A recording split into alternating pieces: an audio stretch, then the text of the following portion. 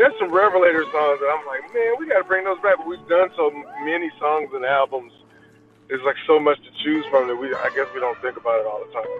You need to get you a really good slide player in Nashville, and you guys need to cover a Derek Trucks song. You know, he told me Susan wrote the song, which he was proud of. He said that with great pride, you know, the way you say nice things about your family. From the first note with Tedeschi Trucks, they just blow you away. Yes, we will. I wouldn't argue with anyone that says that could be my favorite song on I Am the Moon. He, signs my ticket, and I look over at Susan. I say, Susan, would you sign it too? And she goes, oh, heck yeah. Kevin calls me and was like, hey, man, what are you doing? I was like, nothing. He was like, Derek wants to record some tuba stuff. I said, when do you want to do it? And he was like, let's do it Wednesday. It was midnight in Harlem. And it caught our attention, man. And we started diving deep, and we're like, okay, we got to see these guys.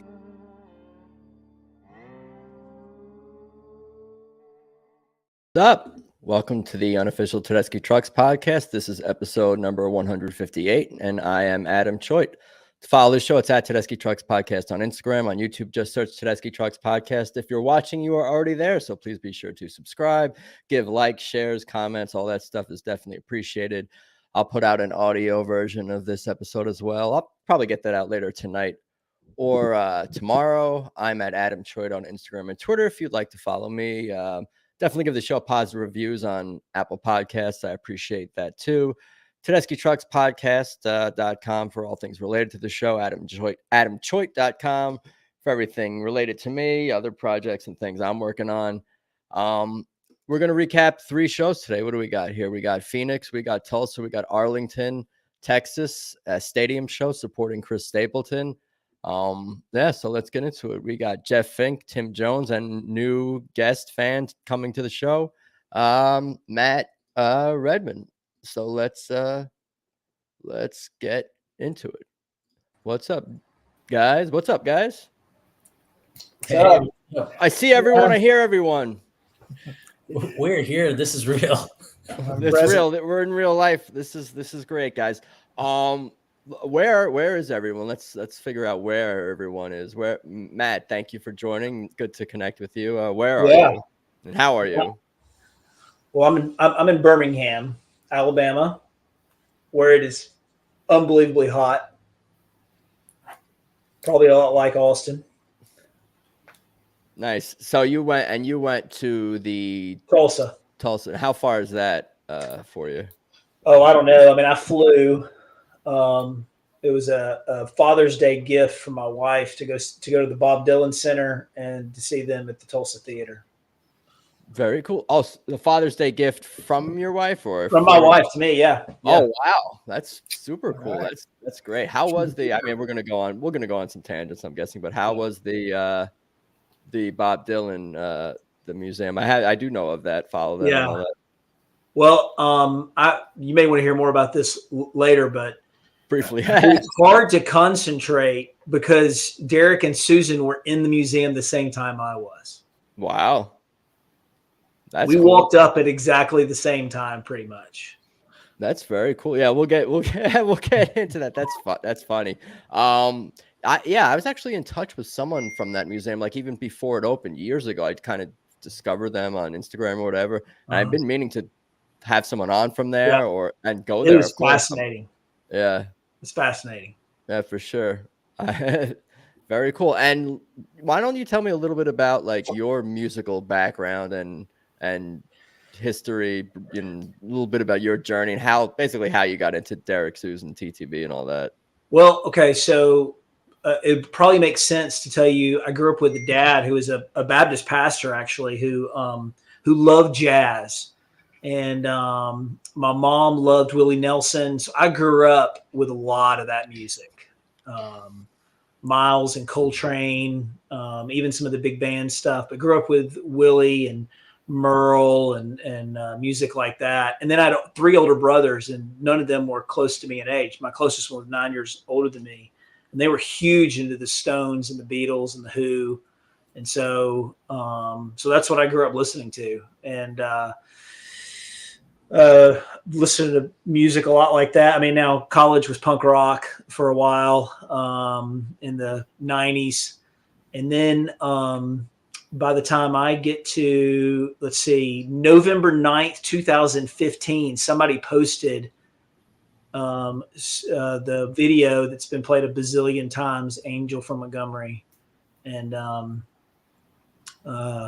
that was the first time I saw, that was, and they were, I guess they were wishing her her happy birthday. I think that's her birthday, November 9th. Right. And so that was the beginning for me. And I think I watched, much to my wife's chagrin, I watched Tedeschi Trucks Band videos for the rest of the night. So and probably my kids too. So prior to 2015, you hadn't really seen Derek or Susan. I don't think I knew their music at all. The Allman Brothers were not something I really, I mean, I knew, whatever would be on a greatest hits album, but I did not know that music at all. I didn't grow up listening to it, just didn't know it. Even though that's, the state next door, basically. No, that's funny. That's sort of similar to my journey a little bit, whereas I kind of discovered Tedeschi Trucks Band and then went back and dove deeper into the Allman Brothers catalog beyond, Ramblin' Man and the hits and things like that, for sure. Yeah. I mean, I knew the Allman Brothers and Sisters a little bit, but I did not know their music very deeply at all. And so I'm not sure if I'd ever even heard of Derek Trucks, which is, I'm kind of ashamed to say, before then. I think we all have that feeling before, like, how did we not know about this before? And why were we not into this before we were into it? And have some amount of, I don't know if envy is the right word, or jealousy or respect or something for the people who've been into Derek and Susan since before they were Tedeschi Trucks Band. When, I often ask, like, so you have been following them since the 90s? If you've been following these two artists since the 90s, you've been into it for quite a while. What about you, Jeff? Where are you? Look, at your home too, obviously. I'm at home. This was called my office, but I changed the name to the fun room. So try and have fun in here. But yeah, Austin, Texas is where I'm calling in from. My first intro, I guess I was lucky that my dad, the way I learned music was my dad played drums when I was growing up. So I'd go to these like jam sessions with him and his old friends that he had bands with. And they were mostly playing like Beatles and some like Jimi Hendrix. And there was one of his buddy that played guitar would play some Bob Dylan. There's a lot of just like oldies. There's a lot of Beach Boys. I love the Beach Boys. So I was listening to that a lot. And then I was loving it. My dad was like, here's all these records I have. And then I remember the Derek and the Dominoes, Ladle and Other Sort of Love Songs just was a record that I would just put on over and over again and love that one. So, and then a lot of like Clapton he had too. So, and then like Jimi Hendrix, Led Zeppelin, all that kind of stuff. So I kind of grew up in a, like outside of for my age, like outside of the regular like pop that was happening. Cause I had that too, and then like I grew up in Houston. So there was like, like Screwed and Chopped, like hip hop. So there's I got a eclectic mix of a lot of things, but those like original kind of stuff that I was really attracted to and always had at home and always felt deep connection to was like that old Clapton kind of stuff. And my dad's favorite drummer was Ginger Baker, who's showing me the Cream and that stuff too. So I was lucky that like I always had like that kind of bass line, but then I'll also like enjoy just all kinds of different music.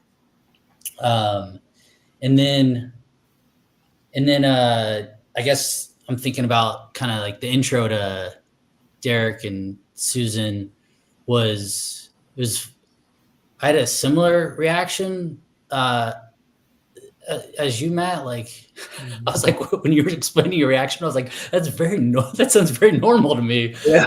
Okay. Say that to her. They're like, okay, Jeff. But that sounded like really normal to me. I remember it was at ACL Festival in like 2003. It was like one of the first ones. It might have been the second one. And Allman Brothers was playing, and it was with Derek. And my buddy was telling me about Derek, and I had no idea who he was. And it was my friend that I had a band with in high school. and he played guitar, I played drums. So I trusted and he's great. And I trusted his like advice on it. And he was just talking about this guitar player, Derek. And I'm like, all right on. And similar to like what you're talking about, like I knew the big hits with Allman Brothers. So I was like, cool. And I just sat there with my jaw dropped the whole show. I was like, what is happening right now? And ever since then, I've just dove into everything Derek Trucks and everything through the lineage and connected to it in any kind of way. And went to see Derek Trucks band. I got to see him a couple of times. And then as soon as Tedeschi Trucks got together, I've been going to as many shows as possible. I think the first one was at 2010. It would have been the Clapton Crossroads in Chicago. It was probably the first one. And and just been going since. Nice. Yeah. It's funny because we've talked a lot about all things Tedeschi Trucks and some of your history. And I guess I don't recall everything that you mentioned about your family history. I knew you played the drums and all that, but I do remember the story about you and your friend going to see was the Allman Brothers with Derek Trucks and your reaction to the show. I remember you did say something about him also, your buddy also having his jaw dropped the entire show, and you guys didn't say, I think, a word to each other. You described on a previous episode until like the end of the podcast. Then you looked at each other and you're like, what just happened? That's exactly what happened. And hey, me and him don't talk too much during shows, like maybe in between songs, but I remember it was like, hey, we're at the show. And then afterwards, I think I picked my jaw off the ground. I looked over at him and his jaw was still on the ground. And we were speechless, I think, for the next 10 minutes still, like what just happened. I just got taken to another world and I want to go back there again. I feel it. Tim, where are you you're located? You're in Little Rock, right? And mind you, I'm in Little Rock, Arkansas. Yeah, you can refresh us to your TTB origin story as well. All right. Well, my dad was born in 1923 and was an opera singing railroad man. And he hated any music written after 1890. And so there was nothing like that in my house unless my older brothers had it on, and I soaked up all of that. And, I was a big classic rock fan and saw the Allman Brothers in 79, I guess. And again, sometime early with Warren and Woody, and was just always kind of aware of that world and loved that music a lot. Big blues fan, became a jazz fan over time. And I was a booking agent, promoter, did talent buying for a club, bunch of different sorts of music adjacent things over the years. And some guy named Chris sent me a video cassette of his son, who was some hotshot guitar player sometime in the mid 90s. And, Johnny Lang and Kenny Wayne Shepherd were kind of hitting at that time. And so, okay, well, let's give this kid a shot.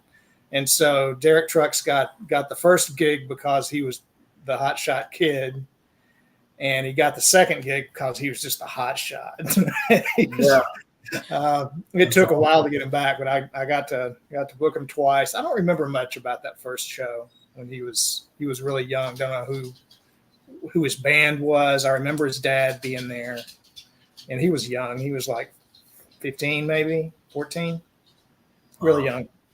The second time he was with, it was kind of early Derek Trucks band. I don't know if Kofi was with him yet. I want to say Bill McKay was with him. And the lady who owned it was real, man, brass tacks. Every dollar was precious to her. And she wanted to know who this bitch is that wants a cheeseburger, named Susan Tedeschi. And holy crap, who's here? I didn't realize that Susan was traveling with them, but she came out and did the encore, and that was all pretty cool. Good. And so I've been a fan for a long time. I was, been kind of paid attention to their solo careers before Tedeschi Trucks, and first saw them in 2012 And first concert date with my still today sweetie, and the show in Tulsa was our Tedeschi Trucks anniversary, sort of. Nice. Yeah, there's a handful of fans. I've talked about this before, but I would like to get one of those couples on that met at a TTV show or something like that. Like that'd be a fun thing, because I mean you have to be, you know, a hardcore fan if you met there and then you know fell in love and ended up together, and then I'm guessing have gone to more shows since then. None of you guys were at the Phoenix show, but I got the poster, I got the set list, I got a picture of the venue. We can briefly kind of just run through it and give our reaction. I haven't had a chance to check out too much of the show online and whatnot, but we know all the songs, I think. So what night was that show? That was June 11th. When was that? Okay, so that was a week ago. Is that last Monday? That was. They had 2 days off before. Oh, that was Tuesday night. That was the show. I was yeah. This is Tuesday. That's right. That was the show. I was toying with the idea of maybe going to. 5-hour drive for me from LA, but I got my fill in Southern California for sure. So it's it's all good. I went to all 3 of those, of course. All right, here's the poster. This is cool. Tim, I was gonna ask, Tim, were you booking agent in Little Rock, or was that a different place? In Little Rock, yeah. Okay, cool. Very cool. You guys could ask questions of each other too. It's all good. That's I'm not breaking any rules. No, there are no rules here. Yeah, because we could definitely ask Tim follow-up questions about like booking Derek Trucks as a kid. I know. I feel like I could kind of ask questions for a while. Yeah. Yeah, that sounds like a neat experience. Is there I'd be telling you a lot. Outside of the Tedeschi Trucks, is there like a favorite booking that you did, or a fun notable? I don't know. There was a lot. I mean, at that particular club, we did a lot more, you know, cover bands that made girls dance. That made the cash registers sing at the bar, and that was, you know, it was the artist as whiskey salesman as often as not. But yeah, I got to do some cool shows there. Chris Smither stands out a whole lot. Acoustic blues guy. He's still around from up in Boston. The Kudzu Kings, guys that kind of they're Widespread Panic adjacent. Yeah. I don't know. You caught me off guard. You took over the Rolodex. It almost makes the Derek Trucks thing that much more like exciting and special. Well, I actually got to interview Derek a few years ago. I do some kind of journalism adjacent too. It's not my full-time job at all, but he remembered that gig. And he said that there's somewhere that he's got a snapshot of him standing under the marquee. And I didn't remember this, but he played the night after Vanilla Ice. So it said Vanilla Ice and Derek Trucks on the marquee. And he was pretty amused by that. That's funny. Great. I keep saying that because I don't know if it was you who previously told that story or multiple people. Derek seems to have more of a strong memory for like these random holes in the walls that he played at compared to maybe other music. I don't know, but he seems to have some kind of recall for places, like, you know, for all these places. Yeah. Tim, I think if I'd have seen Derek at the age of 14 or 15, I would have a shirt that says that. I saw Derek Trucks hit puberty or something like that. A business card. I'll just hand it out. Yeah. I booked Derek Trucks before you did. I would be telling people that in every story, whether it's relevant or not. Every party. I don't get to work it in very much, you know. Yeah. I think Adam would figure it out. A meeting at work, they don't care. They really don't care. Yeah, I'm looking for pictures of the intro. Philistine. In your bio, put it in your bio. I was saying I was looking for pictures of that Derek Trucks Vanilla Ice marquee, just in case. I didn't put this here just for this occasion. I'm actually rearranging a bunch of crap in my stuff, and here's the This is the poster from the second show. You can see that. Nice. Oh, cool. Well, with my scrawl on the bottom. And that's from what year did you say? Like 2001. There's a recording of it on the archive. Nice. Yeah, there's a few that go back pretty far, and even like again some in the 90s. I haven't done the deep dive.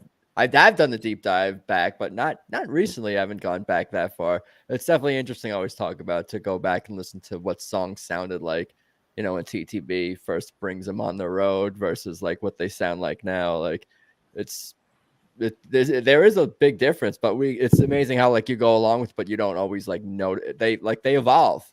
This sound, as we know, definitely evolves as they bring these songs out and play them, year after year. This is a cool poster. I like this one. Yeah, definitely got that Southwest vibe. I don't know if there's details in here that I'm not aware of meanings to these birds or these. I don't know what kind of birds these are. If they're quail. They're quail. Those are quail. I don't know much about quail. They're cute birds, though. They're cute little ground birds. Nice. They're kind of tasty too. If you're, I've heard of that too. That's if they had a night too, the poster would be them on a plate. Maybe this is what the theater looked like. I just pulled up this generic. Sure, looks like it's fairly new. It looks newer. Yeah. Mm-hmm. Certainly newer than the Tulsa Theater. Yeah, I got a picture of that one too. Yeah. Mm-hmm. Yeah, that looks really nice. Well, this is the set list from setlist.fm. Anyhow, do I look worried? Part of me, Bell Bottom Blues, Why Does Love Gotta Be So Sad, Emmeline, All the Love, Yes It Will, Don't Think Twice, Walk on Gilded Splinters, Midnight, Outside Woman Blues, Idle Wind, Drums, Idle Wind, finishing up, and then Made Up Mind and Show Me for the encore. This is solid. You got an Emmeline. You don't get an Emmeline all the time. Yeah. For sure. And the two Derek and Dominoes back to back. I don't think they played those on the California run. No, they didn't play. That's what I was thinking when I was looking at the set list and seeing whatever people put out on YouTube or whatever. It's like, yeah, we didn't get a Bell Bottom Blues or Why Does Love Gotta Be So Sad, Emmeline. I don't know. I think did we get an All the Love? Maybe, but definitely didn't get it. Don't Think Twice, and so they're constantly keeping enough things fresh for themselves, even. Yeah, and Gilded Splinters came back. I feel like they hadn't played that in a little. Not on. Right. Yeah. Well, it's weird how we're so in tune with like the band and their set lists and digging up whatever comes out. If they don't play something for like 4 shows that they've been playing a lot in the last couple of years, it's like, oh, they're bringing it back now. Yeah. It looks like a great set. I love that. That's a punchy set. Mm-hmm. Yeah, for sure. I like to see Emmeline on the set list. I don't know. I think it always catches like audiences off guard, even like fans who know the song like us and probably really love the song. Something about it's like when you go into Emmeline, it sort of eases your way, and it's a strange song. It's like in some ways it's a departure from. Mike's always got quirky songs and songwriting and all that, but it's definitely so very atmospheric and haunting, and the harmony vocalists like really play a big role in that, and Derek makes everything better. So he's like gravy, bacon, whatever you want to call it. But yeah, this is solid. I'm sure we got Kebby on flute for Idle Wind. That's been cool to see. I don't know why my screen's giving a thumbs down. I don't know if that popped up for y'all, but it came up on mine. I missed it. It's all good. I was trying to figure out how to turn it up. Yeah, I love the Idle Wind into Made Up Mind. Like after a long Idle Wind to go into Made Up Mind and the set, man. Yeah, Made Up Mind to close the set is kind of an unusual placement, isn't it?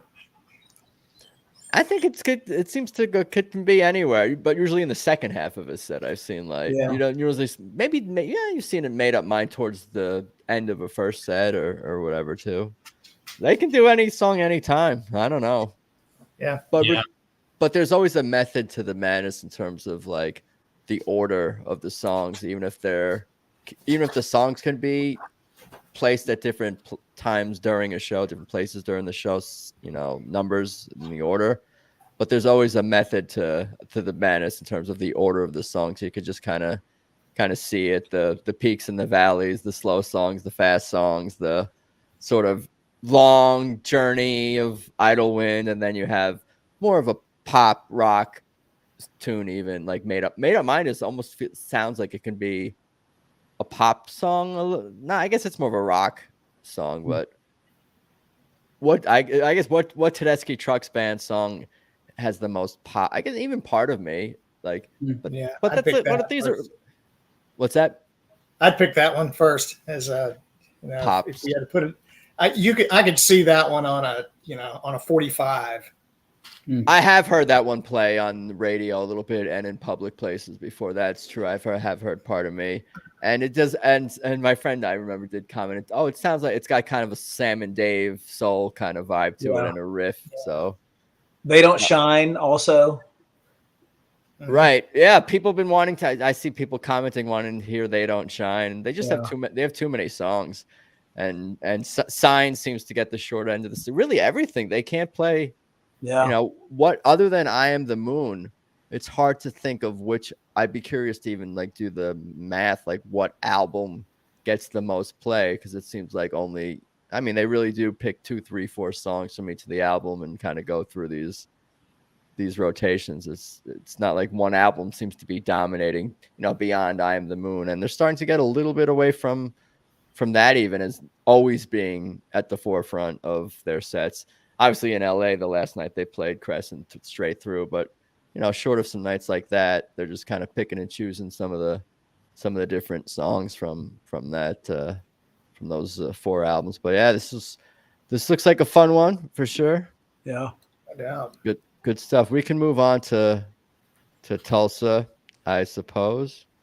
Let me pull up information from that one. I got some stuff here. I got Tim sent me some stuff.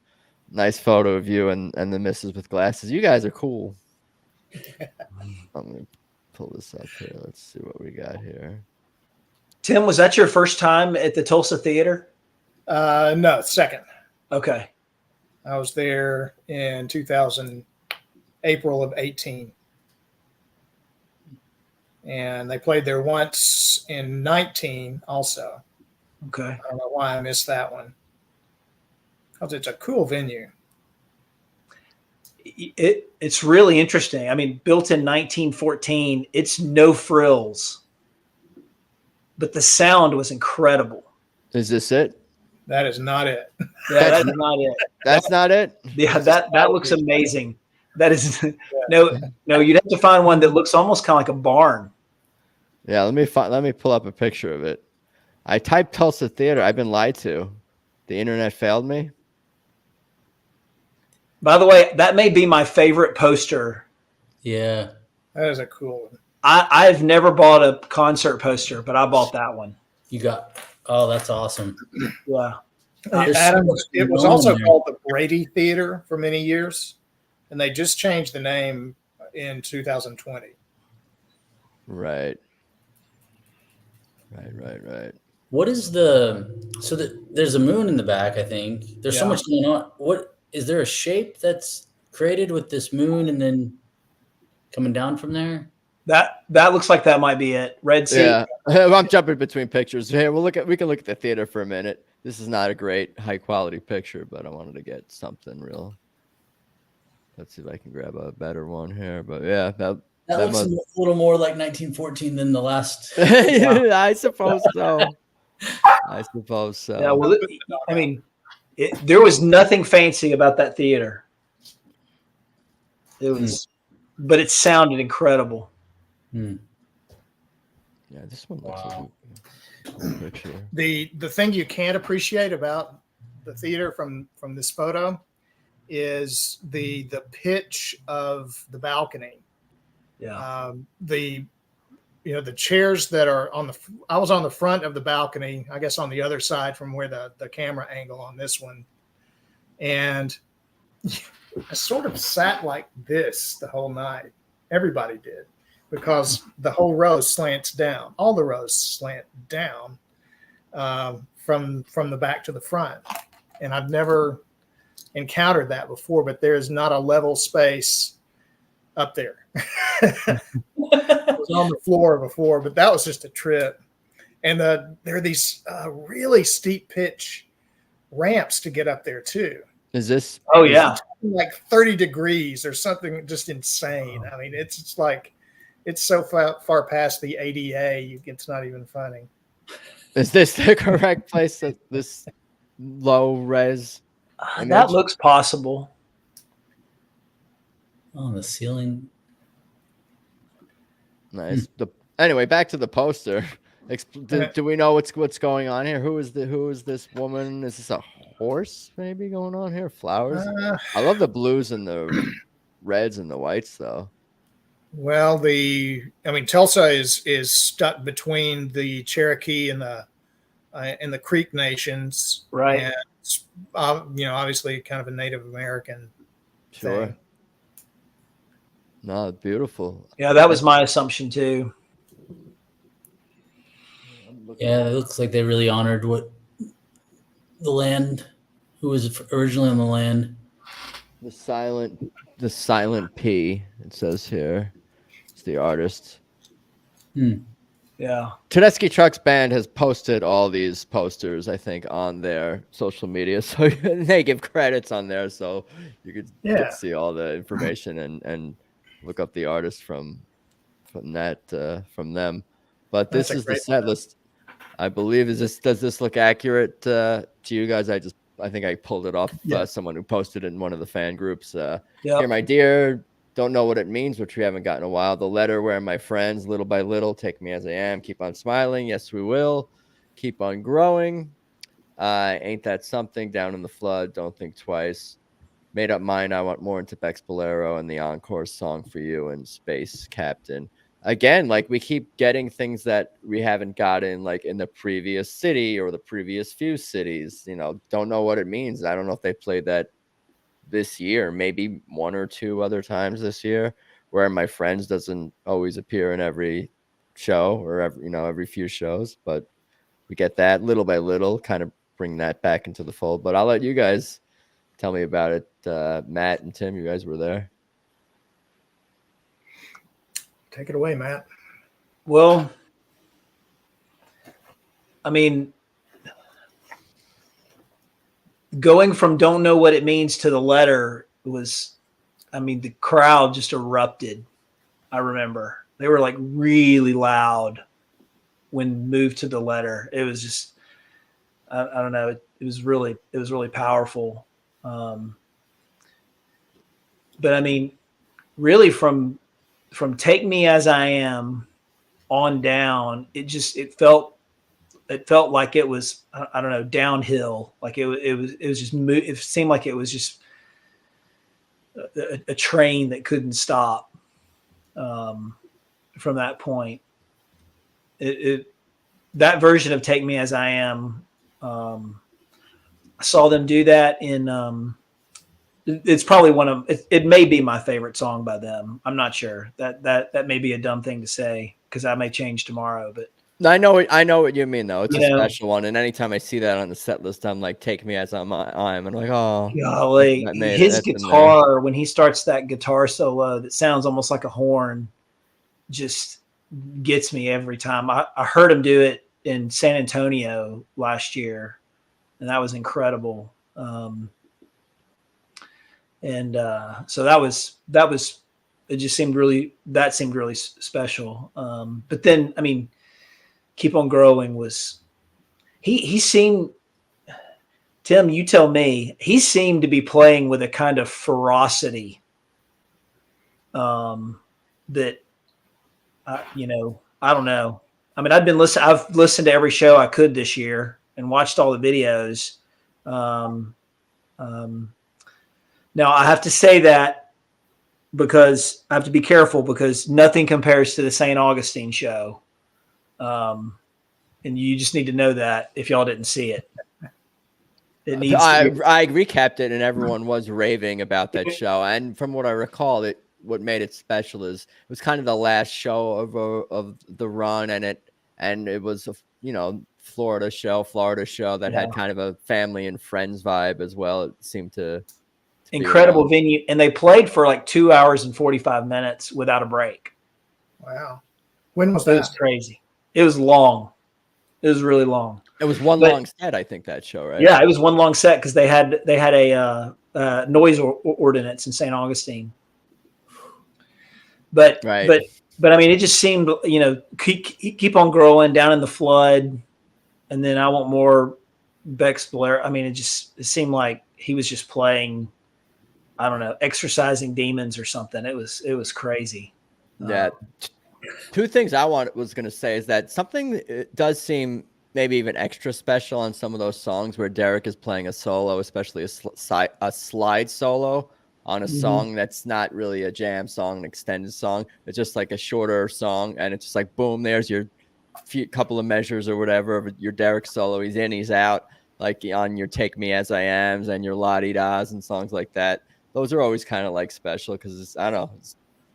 It's just a beautiful song. To me, that's what sets them apart. Is a song like Take Me As I Am. It's not just hard rock and roll. It's not just loud. It's also beautiful. It's a beautiful ballad for sure. And of course, Leon Russell has a big connection to Tulsa. So I'm wondering if maybe the letter with the Mad Dogs thing was maybe some sort of shout out to Leon. And same thing with the Don't Think Twice, making sure that you play a Bob Dylan one in the city that has the Bob Dylan Museum. And I'm assuming, and I guess I haven't done the deep dive before I got myself, but what is Bob Dylan's connection to Tulsa? Anybody want to answer that? ChatGPT is answering as we speak. Yeah, I don't know. I thought he was from Texas originally. No, he's actually from Minnesota. Bob Dylan. But then I guess he came to prominence in New York, right? He lived in Village. I think he lived in Dallas for a little bit. I think the connection is Woody Guthrie. Right. Initially, there was the Woody Guthrie. There is a Woody Guthrie Center next door, and he donated his archives to the Woody Guthrie Center, and they later built next door the Bob Dylan Museum. I think that's the primary reason it's there. The Bob Dylan Center set to open in 2022. This is obviously old. It's a museum dedicated to the life of Bob Dylan, located in the Tulsa Arts District. It's near the Woody Guthrie Center, emphasizing the influence Guthrie had on Dylan. So that's really seems to be the primary inspiration for it, is that connection to Woody Guthrie. Yeah. Interesting. I got to get there. The opener, Joe Purdy, is sort of wears it on his sleeve. He's a Woody Guthrie acolyte. And Dylan, early Dylan, obviously. It sounds like early Dylan. Yeah, I mean, lots of banter and super clever and great songs. He's kind of the whole package, folk troubadour guy. That Down in the Flood was incredible. Says Telecast the Blues 1982. That was the high point of the show for me. Yeah. There you go. Hey, David Flam. You got David Flam. We got hanging out. Is that the first time that we've gotten Dylan 2 songs in a row? That's right. Down in the Flood's a Dylan song. Maybe. Down in the Flood and Don't Think Twice? Maybe. I don't know that I ever. Yeah, probably so.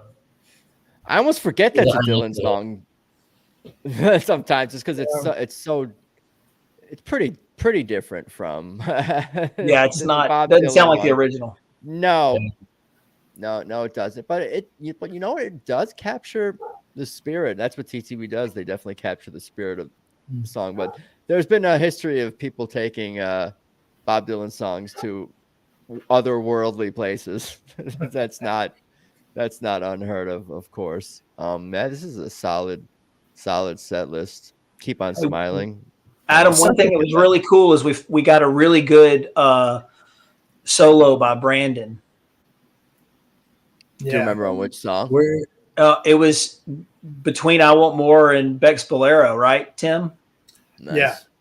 Yeah. And then Tim, you tell me, I don't think I imagined this. Basically, Derek joined that solo at the end, and started like, I don't know. I literally was just shaking my head with what he did at the end of Brandon's solo. Yeah, I think there's video out there. It was jaw dropping. It was really cool. I don't know, the way they all kind of read each other's minds is amazing.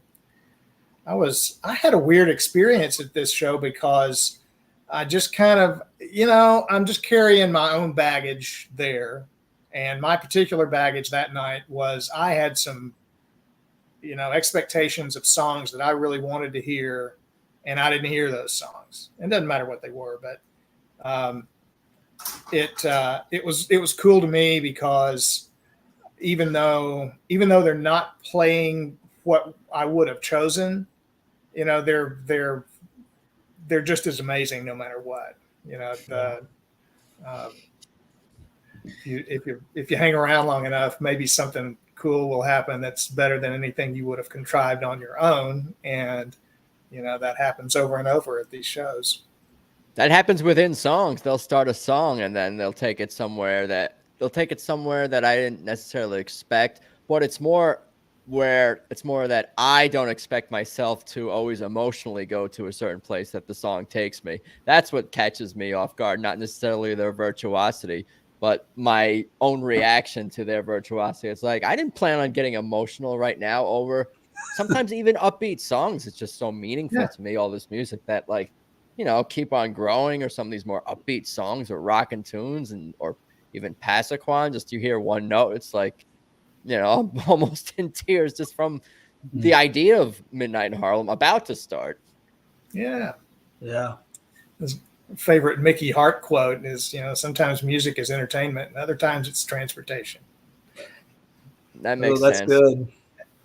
You made me think too when you were talking through your show experience. It's like sometimes I'll say I didn't get what I wanted, but I got exactly what I needed. Yeah. Yeah. I'm pretty good. What were your highlights of the show? For me, it was Crash on the Levee, or Down in the Flood, rather. Yeah. Keep On Growing was Keep On Growing is another example of a song that I would not have chosen. There were other songs that I really wanted to hear, and they started that one. I'm like, oh yeah, I guess this is okay. And then by the end, you're like, and then awesome. It didn't. 5 seconds later, it was like, damn, this is so good. And they haven't played that as much, I think, lately. Not this year. We haven't gotten too much. We've gotten less Keep On Growing and less Any Day, I think, in 2024, which is fine. It's so great. And I thought that Gabe had some really great solos on electric piano. Mm-hmm. It was kind of break it down, give him a minute in the spotlight. I really love the way he shines on those things. Okay, something weird happened during Down in the Flood, and I could see this crystal clear from where I was. I was at the front of the balcony, maybe 40% of the way back from the stage. The guy that passed out. Yeah. Yeah. And so some guy in the front row at stage right, other side from me, passed out, and people went to his aid. You could tell there was a bustle down there. And at some point they like bodily carry the guy out, and, you could see his head was bobbing around, and I don't know if, who knows? He had a diabetic incident. He had a cocktail flu. I don't know what he had. But I think he was dehydrated. They got him some fluids and got him back in. Good. Well, he seemed to be okay. That's good. Or didn't seem to be in a lost cause as they carried him out. And the song was over, and Susan says that, well, I really hope that this guy's okay. I hope the guy down front who they carried out is going to be okay, and we should all say a little prayer for him. And she mentioned going to the Dylan Museum. And I don't know if she mentioned going to the the Leon Russell church studio. Mm-hmm. She did. She say that? She did. Because I went there the next day and they were talking about it. And she just said it's been a heavy day. She did. Yeah. It's been a heavy day. And I had to wonder about what she meant by that. And I've been thinking about it a lot. Of course, the Dylan means a whole lot to him. It could be that was moving. Leon Russell obviously means a whole lot to him. And that's a really cool place. I don't know if they've been back to Tulsa since that wasn't open in 2019. I don't think. I know it wasn't. They weren't even close to finishing the reconstruction on the studio when I was there in 2018. But I gotta wonder if they either were if she had been thinking about kind of the circumstances of changing the name of the theater. And I didn't know about this until pretty recently, but they've after the Tulsa race massacre in 1921, I think. Mm-hmm. It was tragic, and 10,000 people lost their homes, and just awful stain on our history. That's continued to kind of bubble up in Tulsa history, such that it was named after a founding father of the city, whose name was Brady. And recently, like 2020, they decided to start calling it the Tulsa Theater again, and they had for a while. And that was in deference to the descendants of people who had lost their homes and businesses and things in that massacre. And because turns out the dude was a Klan member. And of course, the Klan was like the Kiwanis Club in the 20s, but super common for business people to be involved. Nevertheless, he was a friggin' Klansman, and they changed the name of the place. And it's first time since they've been back there, and I cannot imagine that's not something that she would consider and kind of weigh. Yeah. Who knows? She could be. It could be heavy for any number of personal reasons that are none of my business. Yeah, maybe all of the above. I think anytime you're going to do a dive into history, especially when it comes to your heroes, I guess that can be emotional, but also like when you're examining history, there's a lot of tragedy and a lot of negativity that goes along with that, and struggle on top of that, just for probably, I'm sure, Bob Dylan and Leon Russell and all these artists, like just coming up and like hearing their stories of ups and downs, like just you're kind of reliving it. Like I could see that, like, being an emotional day. Interesting though, for sure. The whole upstairs, or there's a special exhibit upstairs at the Bob Dylan Center that's all about Bob Dylan's influence on the civil rights movement. And it's pretty heavy. So I don't know if that had anything to do with it. They were up there. That's what I was thinking about. Commenting. Exactly. Mm-hmm. Yeah. Good show. Great show. Nonetheless, sounds like, looks like, for sure. Matt, you went to the Dylan Center, right? Yeah. I actually walked up at the Dylan Center. They were having a private event, and I had to wait outside. And as I'm waiting outside, Derek and Susan and Mike walked up to me. They walked up right there. And so I got to talk to them for a moment and got a picture with them. And that was pretty surreal. I'm sure. That's funny. Like set a precedence every time you go to the Dylan Center. I know. That was pretty wild. That was pretty wild. And there was a guy with him. I don't know who it was. I'd love to know. I can't remember if he said his name or not, but he's actually from right the next town over from Birmingham. And so a town I used to work in. And so anyway, just it was wild.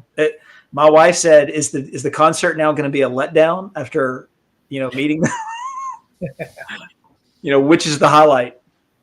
Were there any instruments in the Dylan Museum? Was there an interactive part? Sometimes these guitar museums, these Hall of Fames, these places have places where you can actually play and music. Was there anything like that at this place? No, there's nothing that you could play. The only instrument You know why I was asking that question, I'm sure. Yeah. Oh, yeah. Well, yeah. The only instrument of his that's there, of Dylan's, is the acoustic guitar that he's holding on. What's the name of that live album? Is it Real Live? He's holding like a sunburst acoustic. I can't remember what kind of guitar it is, but I think it's Real Live or Real Good Live. I can't remember the name of that album, but it's not a great one. But that was what it. You really think? Yeah. Well, it's not a. Look, Dylan's got some hit and misses. I named a kid after Dylan, so obviously, I'm a fan. You're allowed to criticize because of that. That's your because of that. Yeah. I'm allowed to be honest. No, I mean, yeah, that makes sense. I mean, he's released so many songs. It would make sense that not all of them are going to be everyone's favorites. Should we talk Arlington? Oh yeah, sure. I'm down. Let's do that here. There was no poster for that other than the flyer for maybe Chris Stapleton had a poster.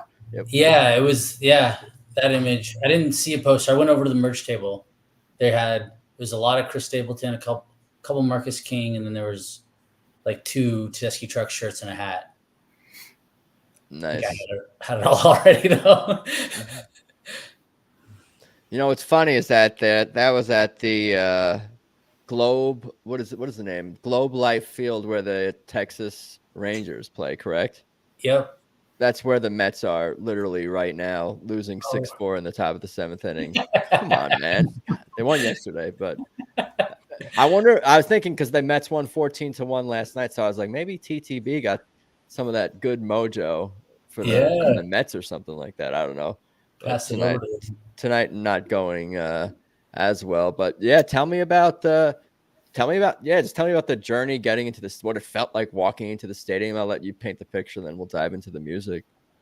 So I drove up from Austin that day. It's about a 3-hour drive, door to door. So drove up there, got a hotel like 5 minutes kind of away. There's like they built it up. So like the old stadium where they played baseball is right there. It's not being used, I don't think, for anything. There might be a minor league team that plays there.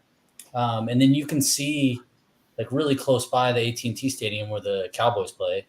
So that's right there. And then there's some hotels. There's this little area called Texas Live where it's like a bunch of live music and like just kind of like a evening hangout spot that's like right outside of where you walk into the Globe Life. So that's kind of like the setup. It's kind of like a whole scene. So that's walking in. And then as I walked and I'm looking around, a lot of Chris Stapleton stuff, obviously he's the headliner. Walking in, I mean, I was really excited because I've never seen Tedeschi Trucks at like arenas before. Saw them at, I guess the biggest one might've been that show in Chicago where it was where the soccer team plays for the Eric Clapton's Crossroads. But I never seen them or maybe at a festival, I guess. Were you at the garden parties or one of them? I was at the garden parties. So that's not a stadium, but like, again, some of that, like at a sports venue is a different vibe, I suppose, than. Yeah, for sure. Theater. I mean, stadium. Yeah. I mean, we're walking into a baseball field. So I think they see, I don't know, we should look up capacity, but I'm guessing it's like double that size. It's at least. Well, it's funny because I was watching the Met game last night, so I got some of this information that's actually somewhat relevant, or at least in my head. Like I can picture what they showed. The old stadium that you were talking about is visible through the new stadium, and talking about like the area, and the Cowboys Stadium, AT&T Stadium is like right there as well. Yeah, it's all right there. So so you walk in. I mean, you're clearly in a baseball park. It's pretty cool. They closed. It's a retractable roof, but they had it closed. It was the first time I'd been there, so I hadn't seen like a game or anything like that there. And then walking in, you're on the first level. So you can either go upstairs to go to the upper level, like what would be, second level, or you're like above, like, first base or third base line. So, and then they had the whole field. I don't know. Yeah, you can see it here. I had a picture, Derek. Mm-hmm. Yeah, so they're dead, like center outfield, like almost up against the wall is where the stage was. So all the way at the other end would have been home plate. Gotcha. Yeah. So, and then you can kind of see where the retractable roof would have been up there. I had pit, so I was in the front, was like a whole pit area. So I got a pit ticket, and then it was all seats on the floor. The rest of that behind there. So you were in. Are you here? Do you might be able to find me from my hair. Where were you? I went looking from one of the other pictures. I was pretty close to the center, maybe like halfway back in the pit. You're behind. Derek's blocking you. It's like, where's Waldo right now? Yeah. And black and white makes it a little bit tougher, but yeah, man, this must feel incredible to like walk out. This place is packed. It looks pretty damn crowded. Look at this, all the way up in here. Look at it. I mean, that's pretty packed all the way up until. It was still filling in for Marcus King, maybe halfway. By the time Tedeschi Trucks started, it was maybe 70 to 80%, probably 80%. By the time it ended, I looked behind me and it was like I was like jam packed in, like almost completely full. Yeah, this is all from what the band shared. Just, I mean, it's a nice. The Mets broadcast was speaking fondly and highly of this park, and they were impressed by it. It seems to have unique dimensions and look to it. It's sort of asymmetrical. Even baseball stadiums that are asymmetrical, they're still sort of symmetrical, if that makes any sense. Where this definitely has like a unique feel to it. It's cool shots of our horn section here. Yeah, like the roof was like rectangular the way it looked like it retracted, which isn't symmetrical with the way the park is shaped. Dude, this is such an incredible shot. Like there's something about this stadium, like everything is so vast. Like you can see the set list right here. I could have just pulled it. There you go, right here. Wow. Yeah. It's enormous. I mean, and you look up in the ceiling, it's I mean, you're in a huge ballpark. I don't know. I know that Falcon has played thousands of gigs and probably has all sorts of memorabilia and pictures and who knows what in his home or whatever. But this looks like something that could be framed, like, and could be on like a wall as some sort of like, memory of quite an achievement of playing in front of like this gigantic crowd. It's just super cool. Look at that. Epic shot. Does it have like, because I talked about this when we were recapping the garden parties, that like it just has a different feel, I think, when you're walking into a sports arena versus a theater. It's just maybe a different type of tangible excitement. Like you're going to, I don't know, maybe because I've gone to too many sporting events and playoff games, so I get that same I get that excitement going to any TTB show anyway, but I imagine walking into a sports venue, it's like, you have that excitement of like almost like a sports fan in some ways. Oh, totally. There's definitely a different like energy to this size stadium. Seeing them too, and it was a little bit like I was pretty clear I was going to see Tedeschi Trucks, but I'm at like a Chris Stapleton show, in Texas. There's a lot of like cowboy hats, cowboy boots, everywhere. But it's like it's just something to gathering that many people. It's a special event, like everyone's really coming out to show up and have a great time. Were you able to gauge how many fans were there for Tedeschi Trucks band? I guess that's hard to be hard to tell other than someone wearing merch or something like that. I mean, you can see there's a lot of cowboy hats. They did Angel and Sugary, and in my own head, I'm like wondering if anyone's going to catch the Sugary, but I saw like some guys. There were some people with Tedeschi. I saw some people with Tedeschi Trucks. There's actually this couple right next to me that like they were trying to push their way up, before Tedeschi Trucks started, and I started talking to them, and they were like, "Yeah, we're here to see Derek and Susan." And then there are a handful of Grateful Dead shirts I saw too, which was fun. But I mean, yeah, it's probably a good majority of Chris Stapleton, obviously.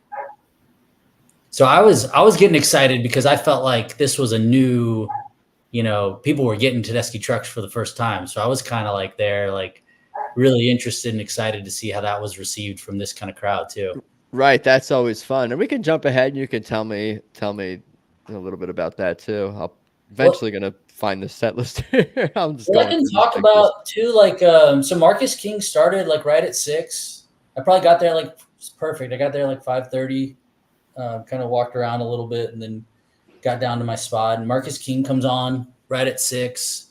That's Mickey Raphael, who's the harmonica player that's played with Willie Nelson for 50 years. Oh, so cool. he lives in Dallas, and Marcus called him up there. I don't know if he's playing with Chris a little bit more or wrote with him, or if it's just he was in Dallas, but Marcus had him come up for a song. And then Marcus King played close to the end of his set, but he only played 50 minutes set, and he played Ramblin' Man. So that was kind of fun too. I'm noticing everyone's, obviously everyone knows that song and getting into that as well. But those were a couple Marcus highlights, and I'm a fan of his, so I really enjoyed his set too. That dude is a force. I've seen him live. The singing, the guitar playing.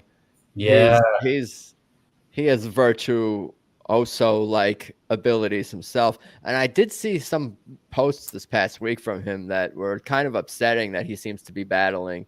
Fairly well known. He battles, his demons and with substances and alcohol and all that. But I mean, I commend him for being so forthright and honest with his fans and all that, and definitely wishing the dude well and all the best for sure. But it's cool to see him out there. If he's out there, he must be doing, hopefully, well enough. I'm sure he's gotten tons of positive messages and well wishes from family and friends and colleagues throughout music. I'm sure Derek and Susan, expressed, care and affection and love for him, seeing him and all that. Yeah, for sure. Check out that podcast where he said all that stuff. He has something really funny Derek story to tell. I'll leave it at that. But no spoilers. Yeah, it's worth. What was do you know? I mean, I'm sure we could dig it up. Oh crap! I'm going to look it up. Yeah, it's nobody I'd ever heard of, and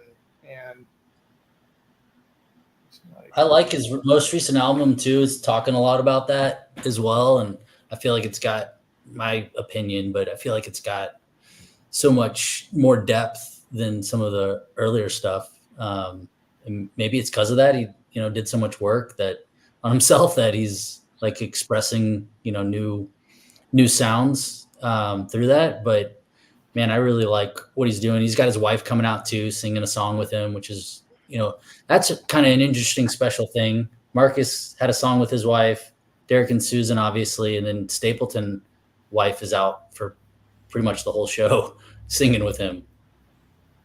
It's a family affair. Yeah, an interesting common thread. Yeah. I caught the Burbage piece for the Leslie. Nice. In the picture you can see the flute. This one. That's cool. I got that one behind me, don't I? Somewhere? I think you could see it somewhere. Very cool. Yeah. Yeah, I don't think this band is going to be forgetting Kofi anytime soon. I don't think anybody's going to be forgetting Kofi anytime soon. The guy is present. The guy has a presence at every show. Every single show, the guy has a presence. Obviously visually here, but even for fans, it's every time they play Idle Wind or Let Me Get By or Bound for Glory, it's very hard not to think about Kofi for sure. It's such an imprint on, especially Midnight in Harlem is that first time though you hit those keys. It's that's a Kofi riff right there. These are all your photos, right? Yeah, I sent you a handful of them. Nice. Yeah, nice. Got a few good ones. Were you trying to say you had some good seats for this one? You had a good spot? I pushed up there for the pit, and then I went back a little bit after, in the pit after Tedeschi Trucks. But yeah. Now let me ask you: did you get eye contact? I like to think I did, but he might have just been looking into the crowd. they must know your. I asked you that before. I'm sure they must know your. This is 50. This would have been 56 for me of shows. Yeah. So there's a chance they know me. I think so. The hair. Yeah. Zark Moon says Birdcast episode number 628 is the Marcus King. I did see the social media post with them sitting down, and then I saw Marcus's words on social media as well. With what is it, Bert Kreischer? Bert Kreischer, yeah. Mm-hmm. Yeah. Dude, we gotta get into this too, or if we have time, I'll talk about it. The signature Fender, or the Telly that was released. It's almost strange to see it without the signatures. I wonder if that was a thought where they would release. I guess not. To release a version or release the guitar with signatures on it. Do guitars ever get released like that? If an artist has like iconic stickers or signatures on the guitar. Not really. I guess that's not a thing. Not. But hey, Tim, did she play one of those guitars the other night? At one point in time, she switched out guitars, but it was the same. It was the same Telly. The same green. Yeah. Maybe. Yeah, it wouldn't surprise me. I did notice that she swapped out it looked like the same guitar, and so yeah. Contractually obligated. Well, I was kind of confused because I'd never seen that before, and I didn't realize. And then this announcement today made me go, "Oh, I wonder if that's what's going on." And it looked like a clean guitar. So nice. Look at this. That's cool. Even their font, their various fonts are kind of iconic in my mind, and I'm sure to you guys too. Anytime you see, at the gym, I'll see T-shirts with certain colors or fonts. From a distance, I'll be like, "That Tedeschi Trucks T-shirt." I'm like hoping that it's going to be someone wearing a Tedeschi Trucks T-shirt when I see a similar font or color or artwork that resembles anything that we've seen from, the art that's come out from the band. I'm a fan of this group. Yeah, me too. There he is. It can do no wrong. Nice. Yeah, jamming. I wish I remembered what songs each of the pictures were from. Dude, you got some great shots. Some of these are worth like blowing up and printing. Yeah. Once I figured out how to dodge some of the cowboy hats, I was getting some good shots in. Yeah. That's why I do this recap, because you got to get the details from the boots on the ground. It's not always about just looking at a set list and be like, or even watching the video and saying, "Oh, that's a cool song, cool set list." I got to know what the venue smelled like and sounded like and felt like going in, and like what were the struggles and the annoyances, if there were any, in terms of like cowboy hats and things like that. I'm gonna share Telecaster Blues' comments, because he's got some like I guess some notes here. Maybe you could respond to them. Yeah. Says from Arlington, I wouldn't call it a bumpy start, but a couple of notable moments from the beginning of the set. As Derek was playing the intro, anyhow, Susan turned to him and gestured to speed it up. He looked at her and just shook his head and kept playing at the same tempo. They are married. I don't know if that's true. If you noticed, someone outside TTB camp must have turned on a smoke machine behind the singers, and it visibly irritated Susan as it filled the stage. I don't know if you caught that. Bobby left his post at the board and unplugged it, and it was all good within another 20 or 30 seconds. I don't know if you caught any of those. Yeah, technical for sure. things. I was gonna wait till for sure. I don't know if you have the set list, but so 7:10 was the start time, and then you saw them all. I could see them all like lined up at like 7:10. There was a guy radioing, and I think he was trying to shut off the house lights to because they did it for Marcus King, where they shut off the lights to let everyone know like the show's starting. So I think they were trying to do that, but it took a couple minutes, and it looked like he kept radioing, and they were like talking. They were talking all to each other, but like Derek and Susan are sitting there like with their guitar, like ready to walk out from the side. And then they just kind of looked at each other and just went onto the stage. So, and I wrote down that was like 7:12. And then like the lights finally went, like once they were on the stage and walking like closer to in position. And then you could see the guy like stopping the radio. So I think there was something with that. And then, anyhow, I didn't notice that piece. That is interesting. I didn't notice that piece around speeding it up, or I did see them kind of looking at each other. I don't know what it meant. Maybe that's what it was. But I definitely saw the smoke like billowing out in Susan's face, and she would step up into her bike, and you could see it was like in her face, and then she was like kind of like blowing it away, and then she'd step back, and I think she looked at Brandon for a second. They just kind of like laughed at each other, like like whatever. It is what it is. Let's go. Stadium show rock concert. Yeah, and anyhow, I wrote down it. I was like, again, I'm like really interested, like how they're going to show up in this like new, I call it new for me at least, like a very different kind of setting than I'm used to, like their headline show and an opener, or just, an evening with, like, they're like the kind of the second opener for the main event. And it's like a, Chris Stapleton, like very kind of country and some adjacent stuff crowd. So anyhow, I was kind of surprised it went on for like 9 minutes, but everyone seemed to really get into it, and were really enjoying it. And then I thought it kind of slowed down a little bit with Hear My Dear, obviously, and felt like the crowd was kind of like, okay, this is different. And because I don't think people knew the songs, and Playing With My Emotions, I wasn't sure that they were like, crowd didn't feel like they were like into it as much. But as soon as Mike came out with I Feel So Bad, it was like things just went into like hyperspeed. And it felt like the whole crowd was all into the show, and it was like, all right, game on, like, let's go. And it was like they all got my opinion, but it felt like they all got like locked in by that point. The band or the crowd, I get, or maybe even both. All of it together. Yeah. Right. Synergy. Yeah. And then Midnight was a shorter, like just like a straight Midnight set. It was, or a song. It was like, it wasn't, they didn't do like a big intro or anything. They just went straight into Midnight. Makes sense for this show. Yeah, for sure. So it felt like they moved some of the stuff kind of ahead. I think I don't know if you guys have any thoughts on the set, but I mean, it's a quick, like, hour, I think 10 minute, hour 15. Yeah, I'll read it off. Anyhow, Hear My Dear, Playing With My Emotions, Feels So Bad, Midnight in Harlem, Made Up Mind, Just Won't Burn, I Want More, Into Beck's Bolero, Angel from Montgomery, Sugary, and Space Captain close it out. No encore, obviously. They were not closing out the night. Solid. Yeah, it was really. Yeah, I mean, Midnight, it felt like a lot of people like knew the song, like people might have like done their research, like on the opening act kind of thing. Right, it's the first song that pops up on YouTube, probably, if you type Tedeschi Trucks. Man, I call it their signature song. So yeah.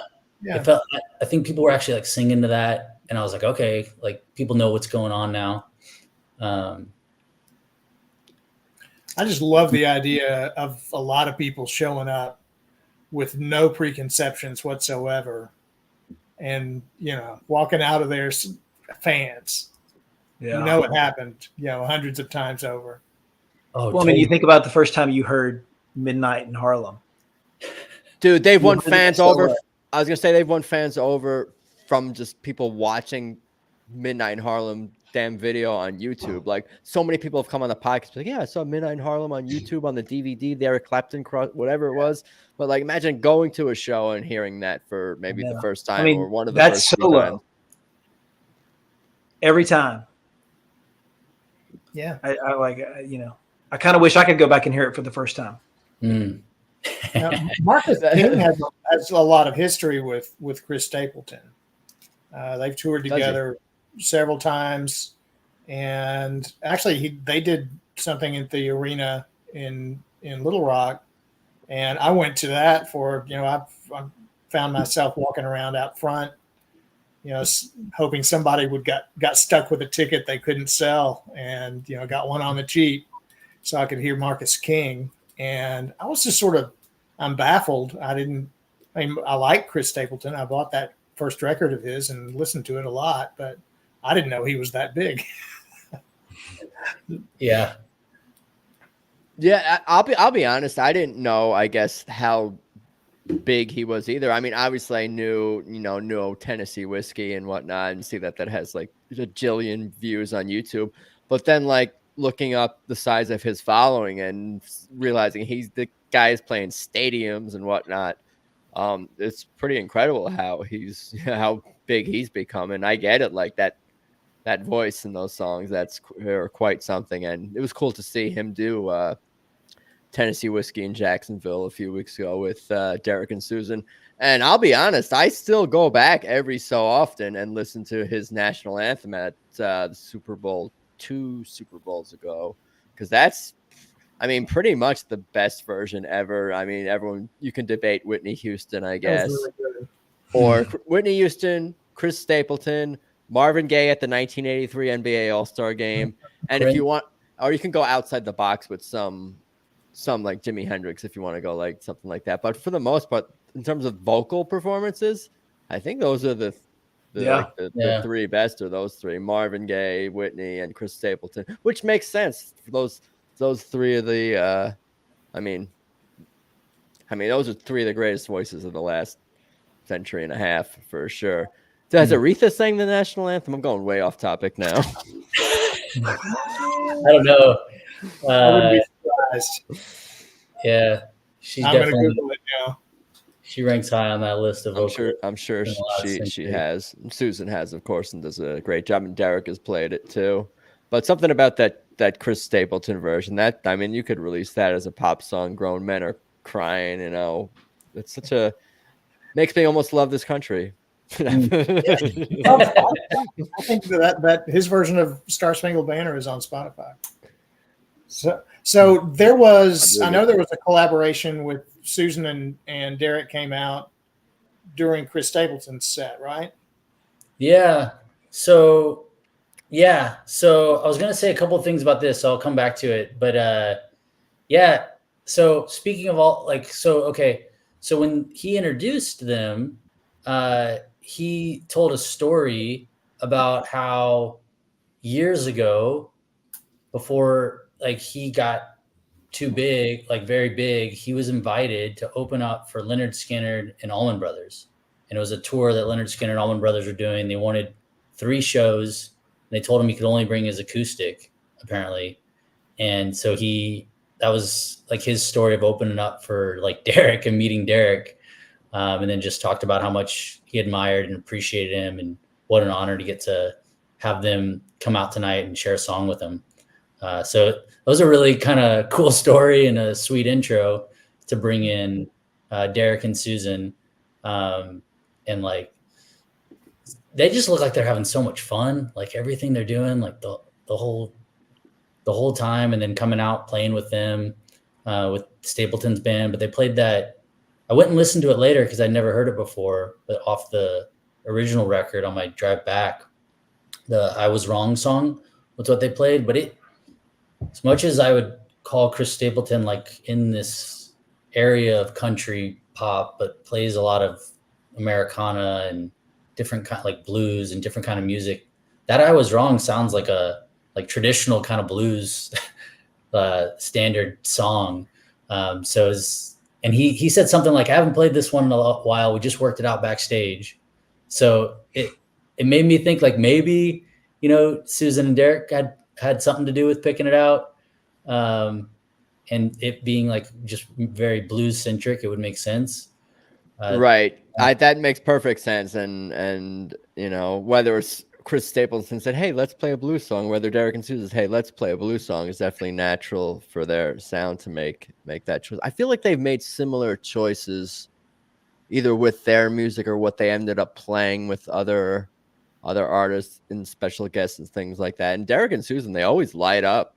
Like you can see their expressions, like get super excited whenever they're playing with guests. Not that they don't love playing with TTB and each other and smile and have interactions, but something, they're almost like giggling sometimes, I feel like, You're or just smiling. having fun. Right. Before even a note is even plucked, or before a guest even does their solo, they're always like just in anticipation of what they're about to hear even. Yeah, for sure. For sure.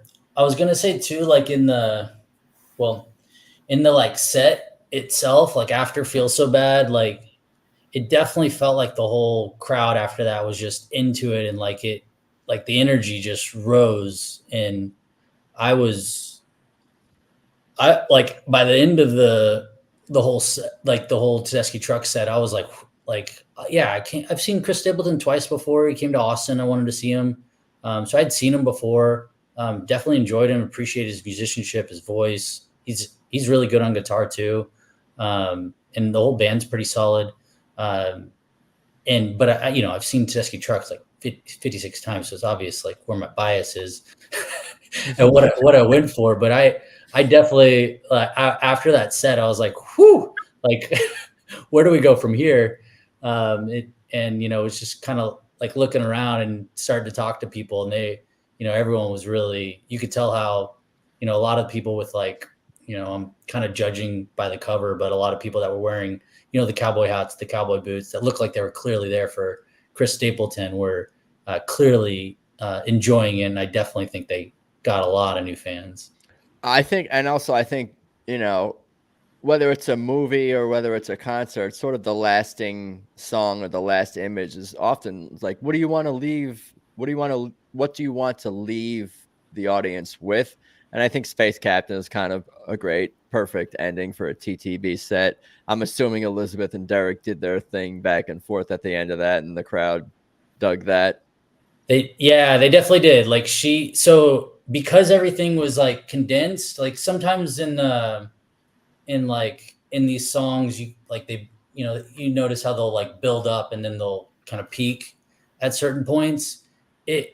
She just went straight into it as soon as he walked over to that corner and kind of looked up, and she hit the trombone like immediately.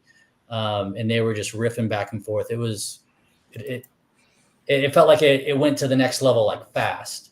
That makes sense. Again, like they're trying to condense a lot of music into a short period, and that's why you're not getting your Midnight in Harlem intro and all that. But yeah, it's an interesting way of you describing the Space Captain, because I've seen it a couple of times this year live, and you can see Derek sometimes is kind of like meanders over there, and they kind of do take their time and build up back and forth before the big crescendo. But yeah, getting into the crescendo earlier, so to speak, definitely makes sense.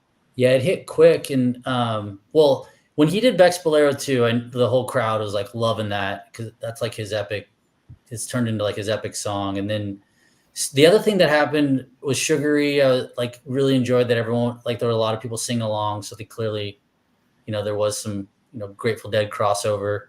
And then the other thing that happened in Space Captain was Mark did his riffing on the Learning to Live Together piece. Mm-hmm.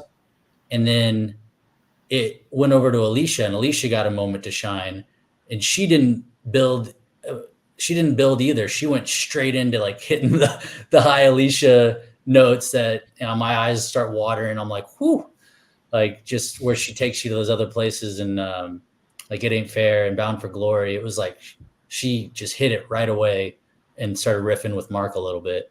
So that was pretty cool. It was a different arrangement than I was used to. I feel like an idiot just smiling and nodding, but yeah, I'm like, yeah. Oh, I'm in my head. I'm like, yeah, that's awesome. That's awesome. That sounds cool. Yeah. I get it. Yeah, great. Sounds like good stuff all around. Cool. What a show. The Mets tied the game, by the way, 6-6 at Globe Life Field currently. So it's relevant, to this podcast. I love it. We're bringing them back. What's that? We're bringing them back. We are.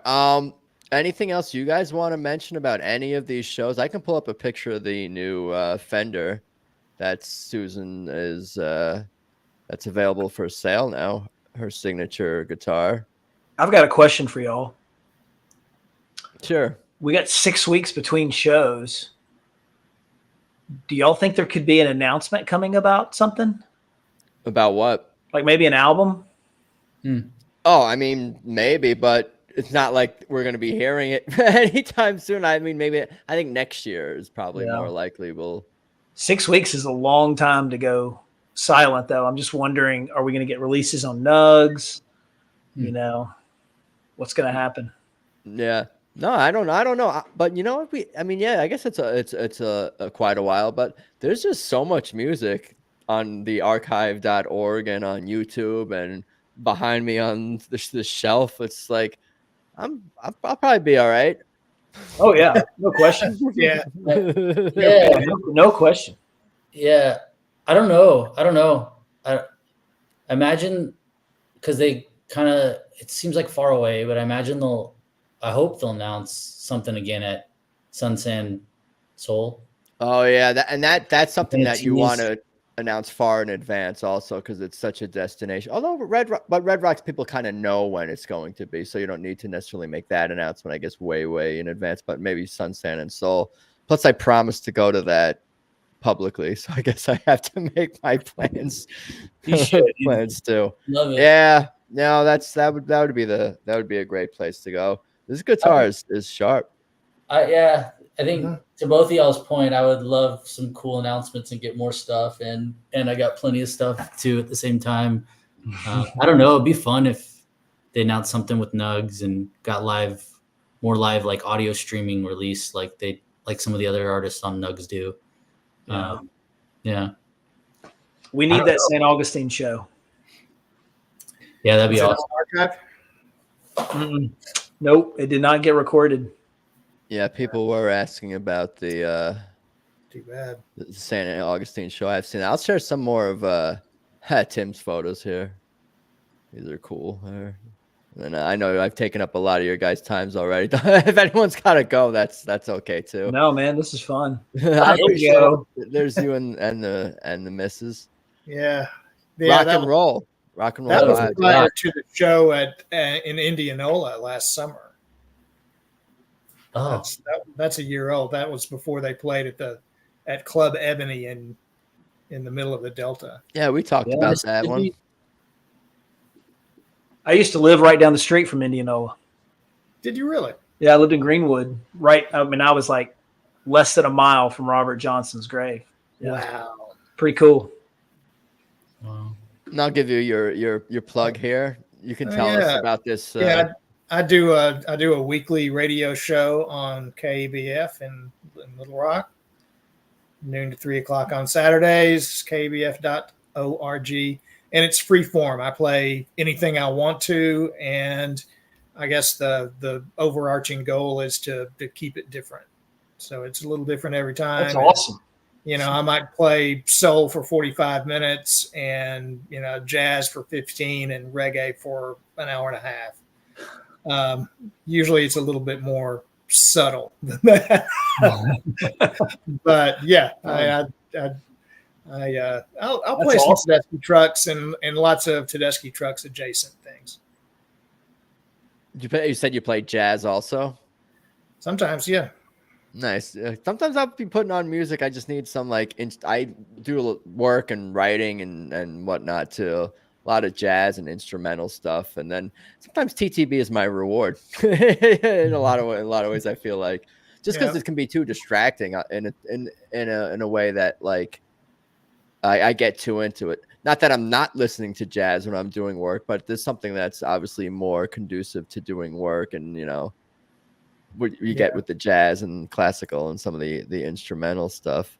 But I write at work, so I listen to a lot of instrumental music. Yeah. And just so because the words kind of mess me up if I've got something to tune into. Cool. Upcoming for me, I haven't really posted about it much other than just putting the link up. David Flam's been wanting to interview me, whether it's we do a recap of him or show that I went as ad and him flipping it, but I think he's going to just do a long form or whatever conversation interviewing me on Thursday. I think we're doing it on a live stream, so that should be fun and interesting. Right. Make sure you post about that. Yeah. We're focusing on doing this one. It's the Flamcast. Yeah, no, I mean, that should be interesting. I don't know what the hell he's going to ask me or what the hell I'm going to talk about that I haven't already talked about, in terms of my musical journey and background. But I guess it's good to have it all in one place. an episode dedicated to, because I've talked about, I like the Beatles and Billy Joel and Rolling Stones and played guitar and trumpet. Like these things have all like come up over the years on the podcast, but I guess to have it all in one place might be fun. It'll probably be the episode that I'm most nervous for. Can we submit questions to Flam? Go ahead, or pop into the chat. It'll be a live stream. I mean, I don't know. I don't know exactly how this is going to go. I'm sure I'll do the intro and I'll do the outro and bring them in, but from there, the main body of the podcast will be, I'll hand the baton to him to let him do his thing. It sounds fun. Yeah. There he is in the chat saying, hell yes. Oh boy. I'll send you some. Yeah, no, that's a good idea. I can post when I post the link to the show. If you want to submit questions for I guess for me or for me, send them to David or join the chat, join the stream live. But yeah, that'll be cool. And it's a good time for it. The band has some time off in the coming weeks, so I can do some other stuff. I'm trying to cook up some other guests too. I have some things coming down the pike as well. We'll see on that. But good stuff, guys. Anything else you want to mention, cover, plug, promote? I'll give you guys all the floor to do that. There was one other funny kind of cool story I'd share. So after Tedeschi Trucks, I went to sit down and found some seats, and I ended up sitting next to this woman who she said, I was just shooting the shit with her and talking about how I was in Austin, and she was like, "You ever see Jimmy Vaughn?" And I was like, "Oh yeah." And she was just telling all these stories about how she grew up with Doyle Bromhall II's father and Stevie and Jimmy, and she was like their chaperone, and she would take them on when Stevie Ray Vaughan was like 15. She was the chaperone. She was like, "I was a horrible chaperone. I was the one like providing all the bad substances that he then later had to go to recovery for." Oh no. It was hilarious. But she was like, "I went into recovery. We all did. It would have happened anyway." But she was hilarious. But she said that, yeah, she remembered when Doyle Bromhall II was born. And she took like Stevie to, there's a thing in Austin at UT called Roundup, where it's like the beginning of every school year, they bring in like it's wild, but high school kids kind of come in to check out in their junior, senior year, basically the university. But she would bring Stevie and Jimmy and they'd play for like the students at these, they're like around the frats kind of, and the original Doyle Bromhall. And yeah, so that was pretty cool getting to hear her stories. And she was just enjoying sharing all these fun stories she had about that time. So I thought that was pretty cool. She was kind of connected into that part of the lineage with Tedeschi Trucks. Yeah, I feel like it just makes me think about that, how I've connected with so many interesting people and fans that have all these various connections to TTB, whether it's like more of a recent thing for them or going back so far. But I keep meeting more people, and it catches me off guard.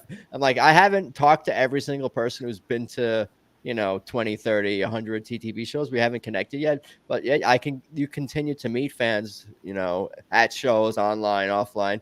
Yeah, I've been following Derek since the 90s. I've been following Susan since whatever. I'm from Boston. I'm from Jacksonville. Like, whatever, all these like hardcore fans. It's been super fun for me to connect with all these people who, I share this passion with. We're all nuts. Well, I appreciate you giving us a place to do it and carry that torch on. Oh, my pleasure. I was already having all these conversations offline. I figured might as well like start recording them. That's a lot of podcasts and shows start like that. It's like we already have this passion and already taken the time to dedicate, ourselves to this music and this band. Might as well share it with others, share our passion with others. Hey, Adam, what's really fun is going and listening to a show on the archive and then going to listen to a recap by you and whoever's on the show. Nice. Yeah. Awesome. Yeah. That sounds like a good one. I think that's the way to do it. I remember thinking about Josh Brick, the photographer, how he would go to a show and then, listen to the archive, that song, and then the archive.org, versions of the songs, and then be organizing all his photos at the same time and kind of like reliving it. It kind of like reminds me of that. We're all just trying to like relive the experience or live the experience, whether it's through podcast recaps or through looking at photos or through talking about the episodes. Or what was the other thing I was going to say that reminds us of that keeps us in the through experiencing it through new people discovering the band. I talk about how like it's like watching Breaking Bad with someone who's never seen the show. You're kind of like living vicariously through them. I'm going to try to get more guests on who've never, or more first timers or newer fans, because that's always fun to get those like pure reactions. That's why I guess some of those like reaction videos on YouTube get a lot of views and whatnot and engagement, because it's like something about that raw reaction is always fun to see, that honest reaction to like someone watching Do I Look Worried for the first time, or Midnight in Harlem, or any song this band does. Just before the lights went down in Tulsa, I turned to the total stranger next to me and said, "Are these guys any good?" He wasn't taking the bait. He said, "Yeah, I've heard the guitar player is all right." And that's okay. We'll keep an open mind then. You're testing the waters. You're trolling. You're having fun. Tim, you got a cat, and Matt, did I see Matt? You had a cat too, John? Yeah, probably so. Yeah, you probably saw one walking around. Hell yeah. Yeah, cats. this is Yeah, Louis. cats. Louis. Nice. Louis the cat. Yeah, you probably saw Luna walking around. Luna and Louis. Getting all the important information to the crowd here. I don't have a cat, I have a dog, but I feel like I should go get her right now. Yeah. I'm not going to. In my lap, so. Do your animals respond to Tedeschi Trucks Band's music? I had a boxer.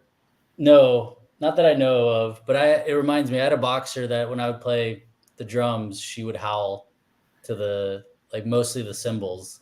When I'd hit the ride, she'd start howling. That's the most interaction I've had with it. I thought you were going to say the dog was like more of a Derek Trucks Band fan, but never really got into Tedeschi Trucks. Likes Tedeschi Trucks Band, but was more of a Derek Trucks Band. More of Derek, wasn't really into Susan, was on the Derek side. Yeah, but got into Susan as well. Good stuff, guys, all around. Louis likes the Derek Trucks Band song for Zell. He does because it's programmed for my alarm, and so every morning the alarm goes off when it's time for work, and mostly he knows that it's time for me to get up, and he comes and gets on my chest. But yeah, so I'd like to say that meeting time. Right, yeah, that's what I assume. Of course. That's awesome, though. Sweet. Well, thank you guys. I appreciate it. I appreciate the stories, the time, the recap. You are very welcome. Enjoyed it too, Jeff. Yeah, it's great to meet Thank you, Adam. Look forward to seeing you on the show.